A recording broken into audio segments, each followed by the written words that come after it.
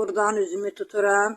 Quba rayonunun Səbətlər kəndində yaşayan məşhur quldur, Ailə dağıdan, Araqətən, arvad kimi şər danışan, qeybətçi Hacıyev Elbrus Ağabala oğlu sənəm. Mənim bu gözümün qabağında sən, dayın Qasımın oğlu Həbibin motorunu sefin uğradın. Uğru sən. Mən sizin evdə olanda sənin qardaşın Uğru Təbriz, Cey Təbriz mənim 500 manat pulumu məcbur əlimdən alıb, 100 manatını sənə verdi, 400 manatını da əxlaqsız qadınlara. Sən dedin ki, mən polisdən qorxmuram, mən polisdən qorxmuram.